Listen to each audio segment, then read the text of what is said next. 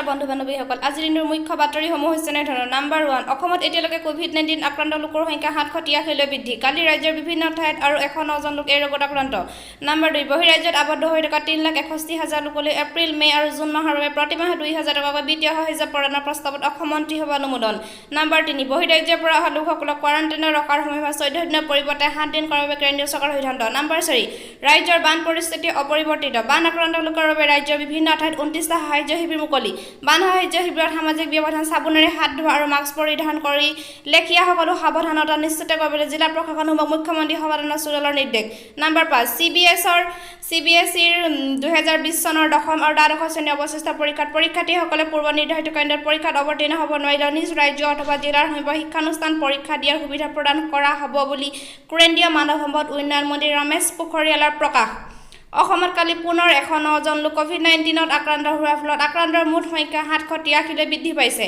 কালি আক্ৰান্তসকলৰ ভিতৰত বিমানেৰে আহমেদাবাদৰ পৰা অহা কামৰূপ মহানগৰ জিলাৰ এজন লোকো আছে ইয়াৰ লগতে কামৰূপ মহানগৰ জিলাৰ আন 43জন 14জন গোলাঘাটৰ 9জন চৰাইদেউৰ হুজাইৰ 14জন 6জন মৰিগাঁৱৰ 4জন দৰঙৰ 4জন নগাঁৱৰ 2জন কাৰ্বি আংলঙৰ 2জন যোৰহাটৰ কামৰূপৰ 2জন শিৱসাগৰ লখিমপুৰৰ ধেমাজি জিলাৰ এজনকৈ লোক আছে যোৱা কেইদিনমানত বহিৰাজ্যৰ পৰা অহা লোকৰ দ্বাৰা সংক্ৰমণ বৃদ্ধি পোৱাৰ ফলত ৰাজ্যত যোৱা 72 ঘণ্টাত কৰোনা আক্ৰান্ত লোকৰ সংখ্যা উদ্বেগজনকভাৱে বৃদ্ধি পাইছে অৱশ্যে আক্ৰান্ত লোকৰ সংখ্যা বৃদ্ধিৰ সমান্তৰালকৈ কালি 25 গৰাকী কৰোনা মুক্ত লোকক চিকিৎসালয়ৰ পৰা যাবলৈ দিয়া হয় স্বাস্থ্য মন্ত্ৰী ডক্টৰ হিমন্ত বিশ্ব শৰ্মাই প্ৰকাশ কৰা তথ্য অনুসৰি 22 জনক মহেন্দ্ৰ মোহন চৌধুৰী চিকিৎসালয়ৰ পৰা 2 জনক শিলচৰ চিকিৎসা মহাবিদ্যালয়ৰ পৰা আৰু এজনক যোৰহাট চিকিৎসা মহাবিদ্যালয়ৰ পৰা যাবলৈ দিয়া হৈছে সেই অনুসৰি ৰাজ্যখনত এতিয়া মুঠ 689 জন চিকিৎসাধীন হৈ আছে আনহাতে কোভিড-19ত আক্ৰান্ত হৈ এতিয়ালৈ সুস্থ হৈ উঠা ৰোগীৰ সংখ্যা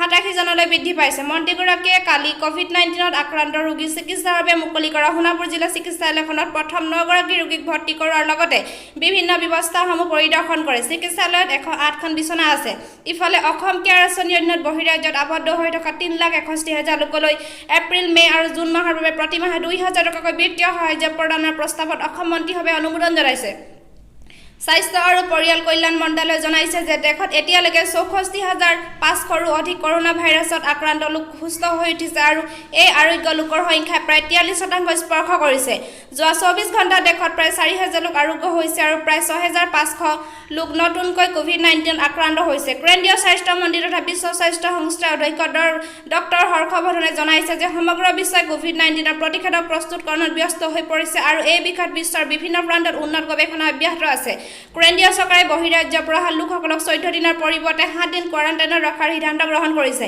এই লোকসকলে বাকী 7 দিন নিজৰ ঘৰত আছুতীয়াকৈ থাকিব বুলি প্ৰকাশ কৰিছে অসমত কোভিড-19ৰ স্বেচ্ছাসেৱকৰ সংখ্যা 8,570 জনলৈ বৃদ্ধি পাইছে ৰাজ্য চৰকাৰৰ আহ্বানৰ প্ৰতি সঁহাৰি জনাই কৰোনা প্ৰতিৰোধৰ বাবে স্বেচ্ছাসেৱক হিচাপে বিভিন্নজনে আগবাঢ়ি আহিছে ইয়াৰে 6,241 গৰাকী 18ৰ পৰা 30 বছৰ বয়সৰ যুৱক-যুৱতী 46ৰ পৰা 60 বছৰ বয়সৰ 241 গৰাকী আৰু 39 গৰাকী 60 বছৰ ঊৰ্ধ্বৰ লোক চিকিৎসক নাৰ্ছ আশাকৰ্মী অংগনবাড়ী কৰ্মী মেডিকেলৰ ছাত্ৰ-ছাত্ৰী অধ্যাপক অভিযন্তা চৰকাৰী চাকৰিয়াল শিক্ষাৰ্থী বিজ্ঞানী ব্যৱসায়ী গৃহিণী অৱসৰপ্ৰাপ্ত চৰকাৰী কৰ্মচাৰী IT খণ্ডৰ লোককে ধৰি বিভিন্ন ক্ষেত্ৰৰ লোক বৰ্তমান কোভিড স্বেচ্ছাসেৱক হিচাপে নিয়োজিত হৈছে অসমৰ প্ৰতিখন জিলাৰ পৰা দৈনিক কোভিড স্বেচ্ছাসেৱকৰ পঞ্জীয়নৰ সংখ্যা বৃদ্ধি পাইছে বছৰৰ প্ৰথমটো মানত এতিয়ালৈ ৰাজ্যখনৰ 9খন জিলাৰ 229খন গাঁৱৰ প্ৰায় 2 লাখ লোক ক্ষতিগ্ৰস্ত হৈছে প্ৰায়বোৰ ঠাইতে ব্ৰহ্মপুত্ৰৰ লগতে বিভিন্ন নৈ উপনৈ জলপৃষ্ঠ বিপদসীমাৰ ওপৰে বৈ থকাৰ ফলত ৰাজ্যৰ 11খন জিলাৰ 21টা ৰাজচক্ৰৰ 9 অঞ্চল প্লাবিত হৈছে লখিমপুৰ ধেমাজি নগাঁও হুজাই বৰপেটা তিনিচুকীয়া ডিব্ৰুগড় শোণিতপুৰ দৰং কামৰূপ নলবাৰী ধুবুৰী গোৱালপাৰা পশ্চিম কাৰ্বি আংলং জিলাৰ ভালেমান লোক বানত ক্ষতিগ্ৰস্ত হৈছে ইয়াৰ উপৰিও জিলাকেইখনৰ ভালেমান ঠাইত পথৰৰ পৰা পানী বাগৰি থকাত বিভিন্ন ঠাইত যাতায়াত ব্যৱস্থা বিঘ্নিত হৈছে দুৰ্যোগ ব্যৱস্থাপনাই কৰ্তৃপক্ষ জনোৱা মতে এইবাৰ বানত 1007 হেক্টৰ কৃষিভূমি ক্ষতিগ্ৰস্ত হৈছে বানপীড়িত সাহায্যৰ বাবে 29টা সাহায্য শিবিৰ আৰু 6টা 6টা সাহায্য সামগ্ৰী বিতৰণ কেন্দ্ৰ স্থাপন কৰা হৈছে। মেঘালয়ৰ গাৰো পাহাৰৰ পৰা নামি অহা পানীৰ ঢলে গোৱালপাৰা জিলাৰ বান পৰিস্থিতি জটিল কৰি তুলিছে। কামৰূপ জিলাৰ বান পৰিস্থিতি সামান্য উন্নত হৈছে যদিও ৰঙিয়া, হাজো, বকো, ছয়গাঁও আদিৰ বিভিন্ন অঞ্চল এতিয়া পানীৰ তলত আছে। মেঘালয়ৰ পৰা নামি অহা পানীৰ সোঁতে বকোৰ বিস্তীৰ্ণ অঞ্চল বুৰাই পেলাইছে। বানপানীৰ বকোৰ চুকনিয়াপাৰা হাহিম সংযোগী পথৰ এছোৱা উটুৱাই নিয়াৰ ফলত যাতায়াত ব্যৱস্থা ব্যাহত হৈ পৰিছে। নগৰবোৰৰ মালিবাৰী, নাইটৰ, কল্যাণপুৰ, বিদ্যানগৰ, বদলা, জামলাই, পিজুপাৰা আদি অঞ্চলৰ বৃহৎ কৃষিভূমি বানৰ ফলত ক্ষতিগ্ৰস্ত হৈ পৰিছে। মৰিগাঁও জিলাৰ লাহৰীঘাট আৰু ভোৰাগাঁৱত ব্ৰহ্মপুত্ৰ গৰাখহনীয়ে ভয়াৱহ ৰূপ ধাৰণ কৰিছে। আমাৰ সংবাদদাতাই জনোৱা মতে লাহৰীঘাটৰ কাঠনি, মহমাৰী পথাৰ আৰু ভোৰাগাঁৱৰ আমবাগান, হুটিপাৰ আদিত খহনীয়াই বিধ্বংসী ৰূপ ধাৰণ কৰিছে। ধুবুৰী জিলাৰ বান পৰিস্থিতি সামান্য উন্নত হোৱা পৰিলক্ষিত হৈছে যদিও বানপানীয়ে ধুবুৰী, গোলোকগঞ্জ, বিলাসীপাৰা আৰু চাপৰৰ চৰ অঞ্চলৰ খেতিপথাৰ ব্যস্ত ক্ষতিসাধন কৰিছে। বুঢ়াদিয়া নৈ 3টা মথাউৰি ছিগি যোৱাৰ ফলত নলবাৰীৰ বিস্তীৰ্ণ এলেকা প্লাবিত হৈছে আৰু প্ৰায় 30,000 লোক বানৰ কবলত পৰিছে। জিলাখনত SDRF-এ বানৰ কবলত পৰা লোকসকলক উদ্ধাৰৰ বাবে অভিযান অব্যাহত ৰাখিছে। বাক্সা জিলাত বানৰ লগতে বেকী নৈ গৰাখহনীয়ে ভাবুকিৰ সৃষ্টি কৰিছে। দক্ষিণ হালমাৰা মানকাছা জিলাত মেঘালয় গাৰো পাহাৰৰ পৰা নামি অহা ঢলে বিস্তীৰ্ণ কৃষিভূমি বুৰাই পেলাইছে। ইফালে কাৰ্বি আংলঙত জিলাত কপিলী নৈৰ পানী বিপদসীমাৰ ওপৰেৰে বৈ থকাৰ ফলত বিভিন্ন অঞ্চল প্লাবিত হৈছে। জিলাখনৰ পশ্চিম কাৰ্বি আংলঙৰ দাসবস্তি, নেপালী বস্তি, শিলডুবিকে ধৰি ভালেমান অঞ্চল পানীত বুৰ গৈছে। মাজুলী জিলাত ব্ৰহ্মপুত্ৰ আৰু সোৱণশিৰি নৈ জলস্তৰ বৃদ্ধি পোৱাৰ বাবে নৈপৰীয়া ৰাইজক সকীয়াই দিয়া হৈছে। নগাঁও আৰু কাৰ্বি আংলং জিলাৰ সংযোগী গড়কাপ্তানি পথৰ কেইবাঠাইতো পথৰ ওপৰেৰে পানী বাগৰাৰ লগতে জিলা দুখনৰ সীমামূৰীয়া তৰাডুবিত থকা মথাউৰি ভাগি পানী সোমোৱাৰ ফলত বিভিন্ন অঞ্চল বুৰ গৈছে। ধেমাজি আৰু লখিমপুৰ জিলাৰ বান পৰিস্থিতি জটিল হৈ পৰিছে। ধেমাজি জিলাত যোৱা 4 দিন ধৰি হৈ থকা ধাৰাসাৰ বৰষুণৰ ফলত প্ৰায় 50খন গাঁও পানীত বুৰ গৈছে। তিনিচুকীয়া জিলাৰ ডিব্ৰু-চৈখোৱা ৰাষ্ট্ৰীয় উদ্যানৰ কেতবোৰ অঞ্চল বানৰ কবলত পৰিছে। ডিব্ৰুগড় জিলাৰ কেতবোৰ অঞ্চলৰ উপৰিও কাজিৰঙা ৰাষ্ট্ৰীয় উদ্যানৰ কেতবোৰ অঞ্চল জলমগ্ন হৈ পৰিছে। কাজিৰঙা ৰাষ্ট্ৰীয় কৰ্তৃপক্ষৰ উদ্যানৰ ভিতৰত 10 অঞ্চলসমূহত পানীত বুৰ যোৱাৰ ফলত ওখ ঠাই বিচাৰি ওলাই অহা জীৱ-জন্তুসমূহৰ যাতে কোনো ধৰণৰ ক্ষয়-ক্ষতি নহয় তাৰ বাবে দিনে নিশাই বন কৰ্মীসকলৰ জৰিয়তে পহৰাৰ ব্যৱস্থা বঢ়াই তুলিছে। COVID-19ৰ সামূহিক সংক্ৰমণ যাতে ৰোধ কৰিব পৰা যায় তাৰ বাবে মুখ্যমন্ত্ৰী সৰ্বানন্দ সোণোৱালে বান সাহায্য শিবিৰসমূহত সামাজিক ব্যৱধান, চাবোনেৰে হাত ধোৱা, মাস্ক পৰিধান কৰা আদিৰ দৰে সকলো সাৱধানতামূলক পদক্ষেপ যাতে গ্ৰহণ কৰা হয় সেইটো নিশ্চিত কৰাৰ বাবে জিলা প্ৰশাসনসমূহক নিৰ্দেশ দিছে। ৰাজ্যৰ শেহতীয়া বান পৰিস্থিতিৰ বিষয়ে কালি অসম ৰাজ্যিক দুৰ্যোগ ব্যৱস্থাপনা প্ৰাধিকৰণৰ শীৰ্ষ বিষয়াসকলৰ সৈতে অনুষ্ঠিত পৰ্যালোচনা বৈঠকত মুখ্যমন্ত্ৰীয়ে এই কথা নিৰ্দেশ দিয়ে। বান সাহায্য শিবিৰসমূহত চাবোন, মাস্ক, চেনিটাইজাৰ আদিৰ লগতে বানপীড়িতৰ বাবে সাহায্য সামগ্ৰী বিতৰণত যাতে কোনো ধৰণৰ খেলিমেলি নহয় সেয়া নিশ্চিত কৰাৰ বাবেও তেওঁ জিলা উপায়ুক্তসকলক নিৰ্দেশ দিয়ে। বানপীড়িতৰ বাবে সাহায্য সামগ্ৰী বিতৰণৰ ব্যৱস্থাটো নিয়মীয়াকৈ পৰ্যালোচনা তথা পৰ্যবেক্ষণ কৰাৰ নিৰ্দেশ দিয়াৰ লগতে মুখ্যমন্ত্ৰী বান আশ্ৰয় শিবিৰসমূহত থকা প্ৰতিগৰাকী ব্যক্তিয়ে কিমান পৰিমাণৰ সাহায্য সামগ্ৰী লাভ কৰিছে তাৰ সন্নিৱিষ্ট এখন তথ্যমূলক শিবিৰসমূহত অৰাৰ ব্যৱস্থা কৰিবলৈ নিৰ্দেশ দিয়ে। ৰাজ্যখনৰ 8খন জিলাৰ 157টা বান বিধ্বস্ত পথৰ মেৰামতিৰ কাম আৰম্ভ কৰাৰ বাবে গড়কাপ্তানি বিভাগক নিৰ্দেশ দি মুখ্যমন্ত্ৰীয়ে জলসম্পদ বিভাগক খহনীয়া প্ৰৱণ এলেকাসমূহৰ সুৰক্ষাৰ বাবে পৰ্যাপ্ত পৰিমাণৰ RCC, পাৰ্কিউপাইন, বালিৰ বস্তা আদি সামগ্ৰীসমূহ মজুত কৰাৰ ব্যৱস্থা ল'বলৈ নিৰ্দেশ দিয়ে। বাৰিষা কালত ৰাজ্যখনত যাতে কোনো ধৰণৰ নাও দুৰ্ঘটনা সংঘটিত নহয় সেইটো নিশ্চিত কৰাৰ বাবে মুখ্যমন্ত্ৰীয়ে আভ্যন্তৰীণ জল পৰিবহণ বিভাগক উপযুক্ত ব্যৱস্থা গ্ৰহণৰ নিৰ্দেশ দিয়ে। বৈঠকত মুখ্যমন্ত্ৰীয়ে পশুপালন আৰু পশু চিকিৎসা বিভাগক বান ক্ষতিগ্ৰস্ত এলেকাসমূহ ঘৰচীয়া জীৱ-জন্তুৰ লগতে কাজিৰঙা ৰাষ্ট্ৰীয় উদ্যান আৰু আন বন্যপ্ৰাণী অভয়াৰণ্যসমূহৰ জীৱ-জন্তুৰ খাদ্য যোগানৰ ব্যৱস্থা গ্ৰহণ কৰিবলৈ নিৰ্দেশ দিয়ে। ৰাজ্যত COVID-19ত আক্ৰান্ত লোকৰ সংখ্যা 783 জনলৈ বৃদ্ধি পোৱাৰ বাতৰি আজি গুৱাহাটীৰ পৰা প্ৰকাশিত কাকতসমূহে প্ৰথম পৃষ্ঠাত প্ৰধান বাতৰি প্ৰকাশ কৰিছে। এই বাতৰিক অসমীয়া প্ৰতিদিন কাকতে 101 জন নতুন আক্ৰান্তৰে কৰোনা ৰোগী 783লৈ বৃদ্ধি। দৈনিক জনমভূমি কাকতে ৰাজ্যৰ কৰোনা ৰোগীৰ সংখ্যা 783 জনলৈ বৃদ্ধি। কোৱাৰাণ্টাইনত উদ্ভণ্ডালি কৰা লোকসকলক কঠোৰ সকিয়নি স্বাস্থ্যমন্ত্ৰী। দৈনিক অগ্ৰদূত কাকতে ৰাজ্যত দ্ৰুতগতিত বৃদ্ধি সংক্ৰমণ। আমাৰ অসম কাকতে হাজাৰৰ ঘৰলৈ আগুৱাই আহিছে অসম। দৈনিক অসম কাকতে হাজাৰৰ দিশে পজিটিভৰ সংখ্যা আদি শিৰোনামেৰে প্ৰধান বাতৰি প্ৰকাশ কৰিছে। শেহতীয়া বানফলত ৰাজ্যখনত সৃষ্টি হোৱা আহুকলীয়া পৰিস্থিতিৰ বাতৰিকো আজি কাকতসমূহে গুৰুত্ব সহকাৰে প্ৰথম পৃষ্ঠাত প্ৰধান বাতৰি প্ৰকাশ কৰিছে। গেৰুকামুখত ব্যাপক ভূমিস্খলন আৰু তিনিচুকীয়াৰ বাগজান তৈল ক্ষেত্ৰত সংঘটিত বিস্ফোৰণৰ বাতৰিও আজিৰ কাকতসমূহৰ প্ৰথম পৃষ্ঠা অধিকাৰ কৰিছে।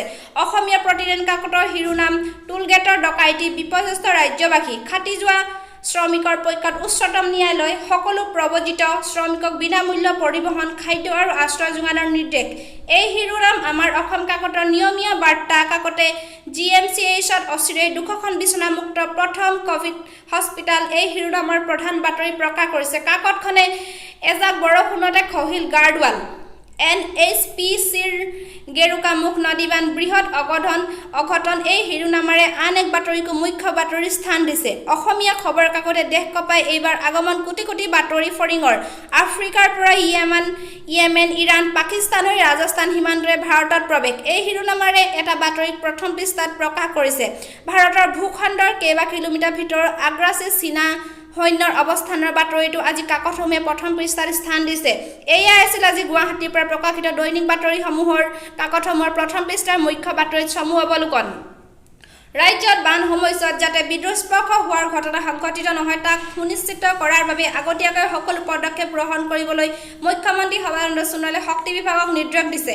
গুৱাহাটীৰ বিজুলী ভৱনত কালি শক্তি বিভাগৰ তিনিওটা কোম্পানী APDCL, AGCL আৰু APGCLৰ শীৰ্ষ বিষয়াসকলৰ সৈতে অনুষ্ঠিত এই বৈঠকত মুখ্যমন্ত্ৰীয়ে নিৰ্দেশ দিয়ে। শ্ৰী সোণোৱালে বিদ্যুৎ সংযোগৰ পৰা বঞ্চিত হৈ থকা গাঁওসমূহৰ জনসাধাৰণ এই বিষয়ে APDCLক অৱগত কৰিব পৰাকৈ অতি সোনকালে ৰাজহুৱা জাননী প্ৰকাশ কৰাৰ বাবেও নিৰ্দেশ দিয়ে।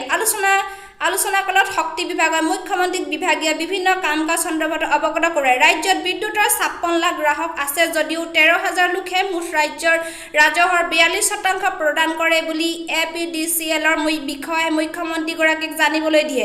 মুখ্যমন্ত্ৰীগৰাকীয়ে ৰাজ্যত নতুনকৈ স্থাপন হ'বলগীয়া উদ্যোগে প্ৰয়োজনীয় বিদ্যুৎ লাভ কৰাটো সুনিশ্চিত কৰিবলৈ উদ্যোগ বিভাগৰ সৈতে আলোচনা কৰিবলৈ শক্তি বিভাগক নিৰ্দেশ দিয়ে। মুখ্যমন্ত্ৰী সৰ্বানন্দ সোণোৱালে কালি ৰাজ্যপাল জগদীশ মুখীক ৰাজভৱনত সাক্ষাৎ কৰি ৰাজ্যখনৰ বিভিন্ন বিষয় লৈ আলোচনা কৰে। সাক্ষাৎকালত মুখ্যমন্ত্ৰীয়ে ৰাজ্যখনৰ সাম্প্ৰতিক COVID-19ৰ পৰিস্থিতি তথা ৰাজ্য চৰকাৰে এই পৰিস্থিতি নিয়ন্ত্ৰণৰ দিশত গ্ৰহণ কৰা পদক্ষেপসমূহ ৰাজ্যপালক অৱগত কৰে। মুখ্যমন্ত্ৰীয়ে ৰাজ্যপালক অৱগত কৰি কয় যে সম্প্ৰতি COVID-19ৰ সংক্ৰমণৰ বৃদ্ধি পাইছে যদিও ৰাজ্য চৰকাৰে উপযুক্ত কোৱাৰেণ্টাইন আৰু আইচলেশ্যন ৱাৰ্ডৰ সা-সুবিধাৰ বৃদ্ধিৰে এই পৰিস্থিতি নিয়ন্ত্ৰণ কৰি আছে। মুখ্যমন্ত্ৰীৰ লগতে COVID-19ৰ ৰাজ্যখনৰ দুৰ্বল অৰ্থনীতি শক্তিশালী কৰাৰ বাবে লোৱা অৰ্থনৈতিক কাম কাজসমূহৰ বিষয়েও ৰাজ্যপালক অৱগত কৰে। নেৰানেপেৰা বৰষুণৰ ফলত ৰাজ্যখনৰ 7খনকৈ জিলা বানত আক্ৰান্ত হোৱা বিষয়টো মুখ্যমন্ত্ৰীয়ে ৰাজ্যপালক অৱগত কৰে। ৰাজ্যখনৰ জিলাসমূহৰ উপায়ুক্তসকলক বানপীড়িত জনসাধাৰণৰ উদ্ধাৰ অভিযান তথা প্ৰয়োজনীয় সাহায্য প্ৰদানৰ দিশত তৎপৰতাৰে ব্যৱস্থা গ্ৰহণৰ বাবে ইতিমধ্যে নিৰ্দেশ দিয়া হৈছে বুলিও মুখ্যমন্ত্ৰীয়ে ৰাজ্যপালক জানিবলৈ দিয়ে। মুখ্যমন্ত্ৰীয়ে লগত ৰাজ্যখনৰ সকলো শ্ৰেণীৰ জনসাধাৰণ উপকৃত কৰিব পৰাকৈ চৰকাৰে ৰূপায়ণ কৰি থকা বিভিন্ন জনকল্যাণমূলক আঁচনিৰ বিষয়ে ৰাজ্যপালক অৱগত কৰে।